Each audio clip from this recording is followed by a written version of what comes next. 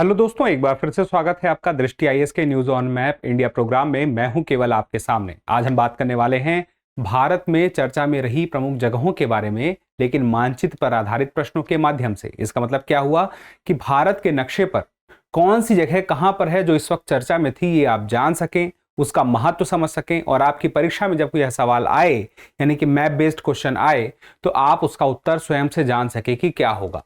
तो एक एक करके सवाल देखेंगे। सबसे पहला सवाल है जो हमने बीते सप्ताह आपसे पूछा था। सवाल था कि नागी और नकटी पक्षी अभयारण्य जिन्हें हाल ही में रामसर सूची में शामिल किया गया है, किस भारतीय राज्य में स्थित है।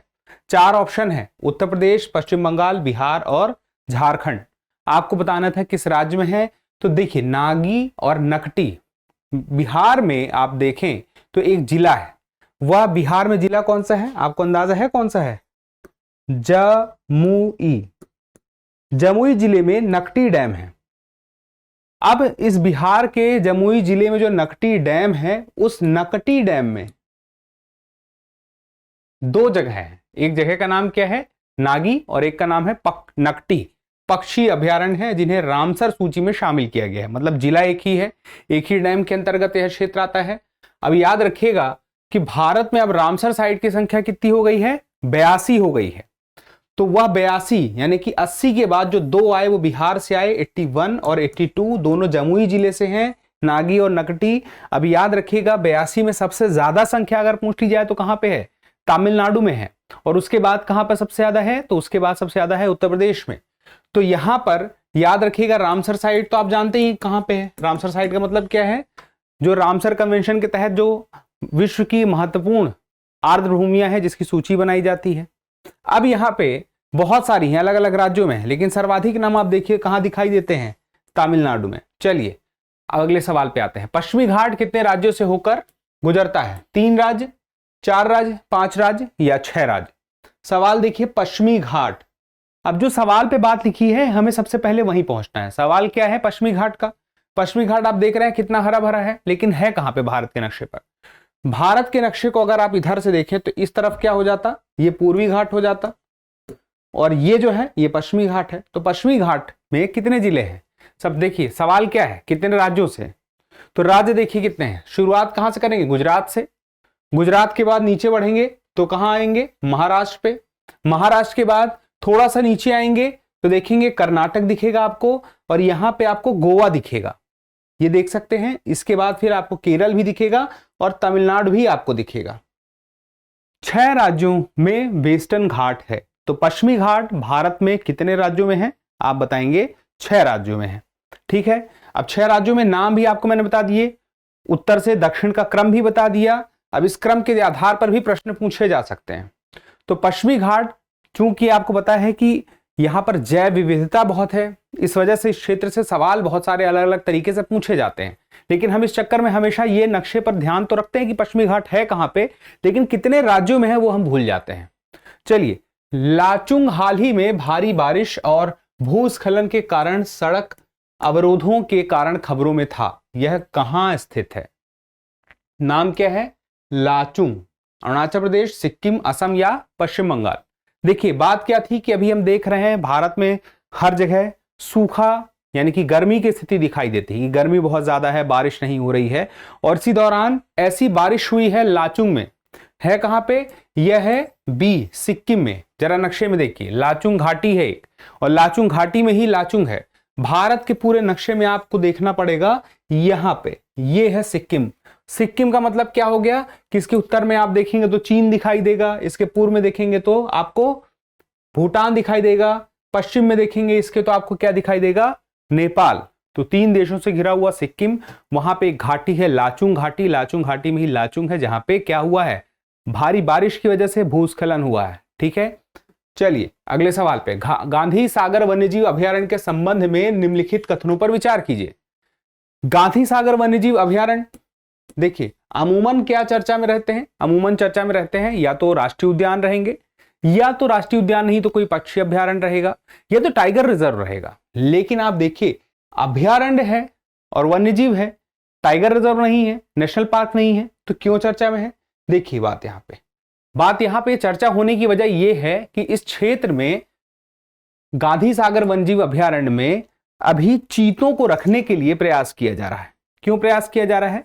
दरअसल मकसद यह है कि जो इसके पहले क्षेत्र था, कौन सा क्षेत्र था, नक्शे पे देखिए, कूनो पालपुर सेंचुरी अभयारण्य, जब पहली बार भारत में चीते अभी लाए गए, यानी कि रीइंट्रोड्यूस किए गए, क्योंकि भारत में जो चीते थे एशियाई चीते थे, वो तो 1952 के बाद देखे नहीं गए। फिर उसके बाद 2022 में नामीबिया से, फिर उसके कुछ समय बाद अफ्रीका से कुछ चीते लाए गए, नामीबिया से 8, अफ्रीका से 12, और इन्हें सबके सबको यहाँ लाया गया, इनके बच्चों को भी लाया गया, यानी कि इनके जो बच्चे हुए यहीं पे बढ़े तो इनकी संख्या बढ़ गई। अब संख्या इनकी इतनी ज्यादा हो गई, कहा जा रहा है कि यहाँ पर क्षेत्र में कूनो पालपुर जो कि मध्य प्रदेश में ही है अभ्यारण्य, यहाँ पर अब इससे ज्यादा संख्या में नहीं होने चाहिए।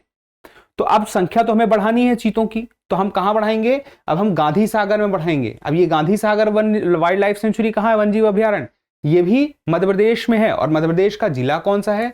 तो मध्य प्रदेश का मंदसौर जिला है गांधी सागर अभ्यारण्य। अब यहां पे सवाल जो था वो देखिए, सवाल क्या था? कथनों पर विचार करके बताना है। यह उत्तर पश्चिमी मध्य प्रदेश में स्थित है। फिर चंबल नदी इस अभ्यारण्य से होकर बहती है, जो इसे 2 भागों में विभाजित करती है। फिर है यह भारत में चीतों का दूसरा घर बनने वाला है। यह उत्तर पश्चिमी मध्य प्रदेश में है। अब देखिए उत्तर पश्चिम में है, थोड़ा ऊंचाई पर है। उसके अलावा आप देखें अगला सवाल, चंबल नदी इस अभ्यारण्य से होकर बहती है, जो इसे 2 भागों में बांटती है। तो जो चंबल नदी है इसे 2 भागों पर विभाजित करती है। आपको पता है चंबल नदी राजस्थान मध्य प्रदेश से निकलती है और आगे फिर राजस्थान होकर तक भी जाती है। तो यहां पे देखें तो अब यहां पे समझ में आता है कि चंबल नदी इस अभ्यारण्य से निकलती 2 भागों में विभाजित करती है। तथ्यात्मक रूप से जानकारी सही है और यह भी सही है। लेकिन तीसरा जो है चीतों का दूसरा घर बनने वाला है, यह भी सही है, क्योंकि जो पहला घर है वो तो हमने बताई था आपसे। पहला कौन सा है? पहला है कूनो पालपुर, मध्य प्रदेश में ही है।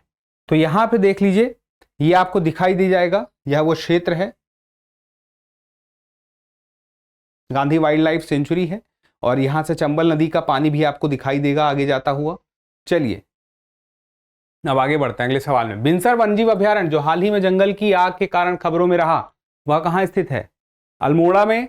अल्मोड़ा कहां है?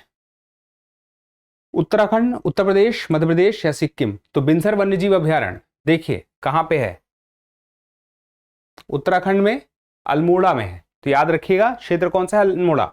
और बिनसर वन्यजीव अभ्यारण्य उत्तराखंड। चलिए, भारतीय राज्य मणिपुर की सीमा किसके साथ नहीं लगती है? नागालैंड, मिजोरम, असम या त्रिपुरा? सवाल को फिर से देखिए, भारतीय राज्य मणिपुर की सीमा किसके साथ नहीं लगती है? पहली बात तो ये ध्यान में रखना कि नहीं लगती पूछा है। मणिपुर राज्य है और उसकी सीमा किस अन्य राज्य से नहीं लगती? नागालैंड, मिजोरम, असम, त्रिपुरा। अब सवाल के आधार पर नक्शे पर देखिए, मणिपुर आपको दिखाई देगा नॉर्थ ईस्ट में, किस देश के साथ सीमा बनाता हुआ दिखाई देता है? म्यांमार के साथ दिखाई देता है। अब इसको यहां पे देख लीजिए, उससे बेटर ये पास में आपको दिखाई देगा, ये मणिपुर की सीमा है। इसके उत्तर में देखेंगे तो ये नागालैंड की सीमा है। इसके पश्चिम में देखेंगे तो असम के साथ सीमा है, और नीचे थोड़ा सा आएंगे तो मिजोरम के साथ सीमा है।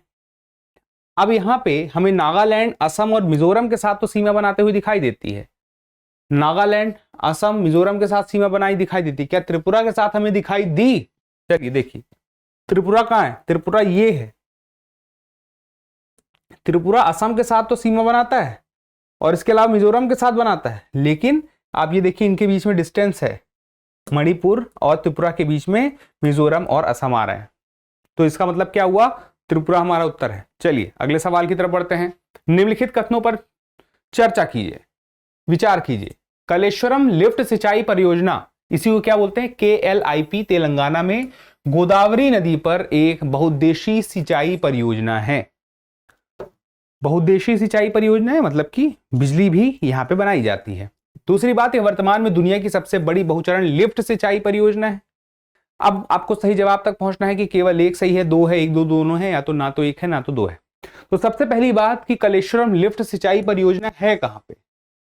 यह सिंचाई परियोजना जो है तेलंगाना में है, कलेश्वरम लिफ्ट सिंचाई परियोजना। और तेलंगाना में आप देखेंगे तो यह परियोजना गोदावरी नदी पर है। तो यह जो नदी का पानी आप देख रहे हैं यह गोदावरी नदी का है।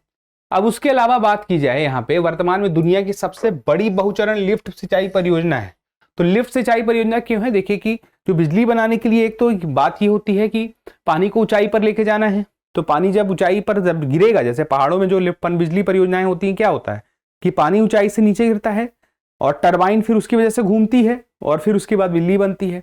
तो पानी को लिफ्ट किया जा रहा है यहाँ पे और उसका उपयोग फिर उस आधार पर जिस जरूरत के लिए हमें चाहिए वो जरूरत पूरा किया जा रहा है।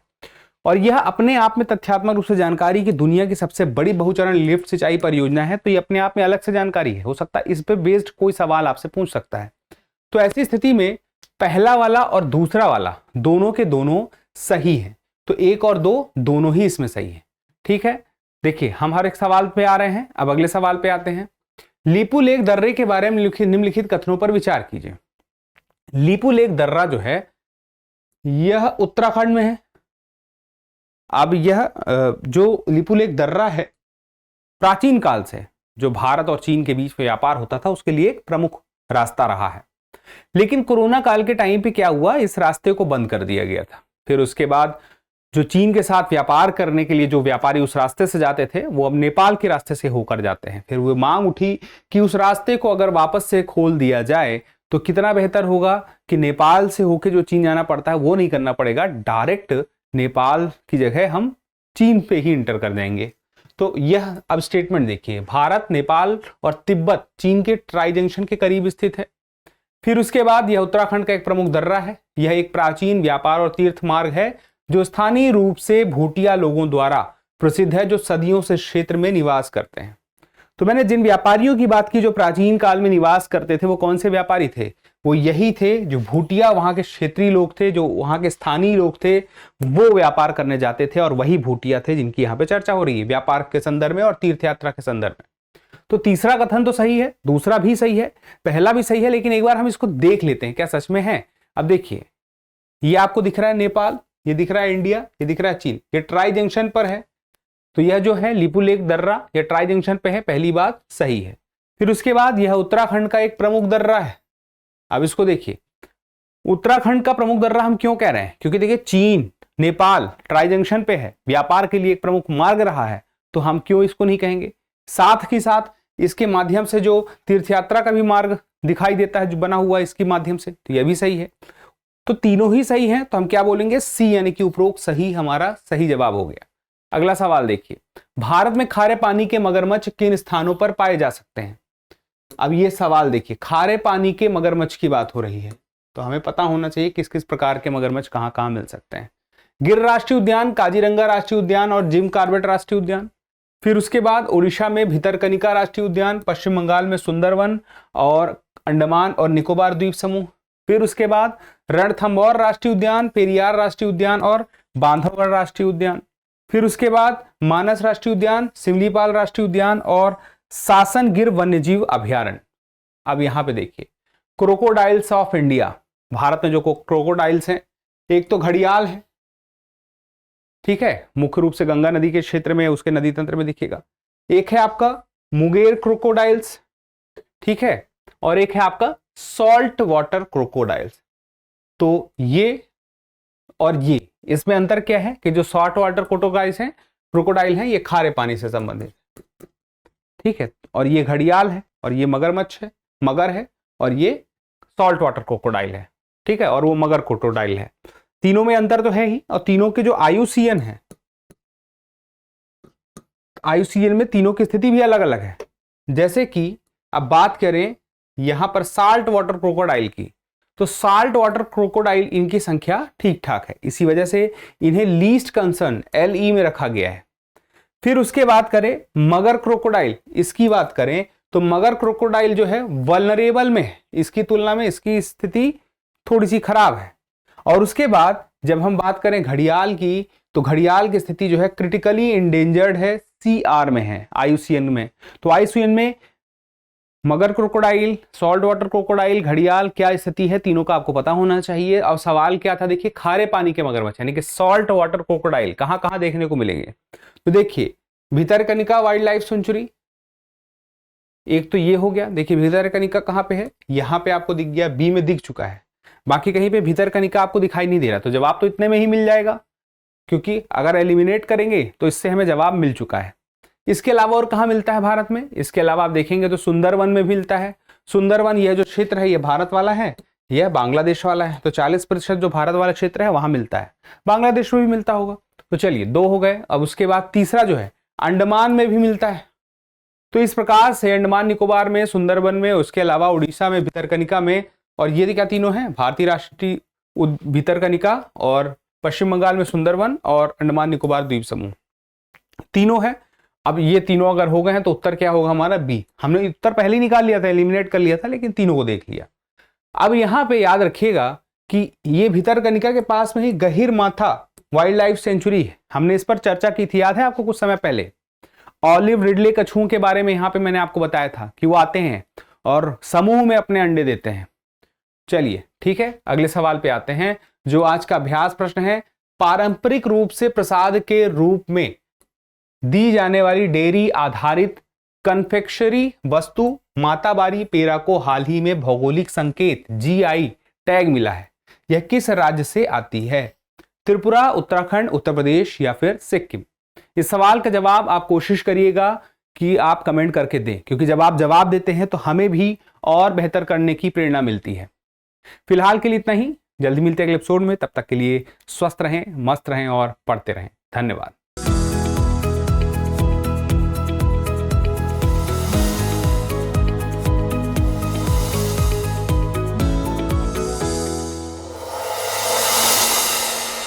डियर व्यूअर्स, अपने एग्जाम की तैयारी को और बेहतर करने के लिए हमारे चैनल को लाइक, शेयर और सब्सक्राइब करना न भूलें।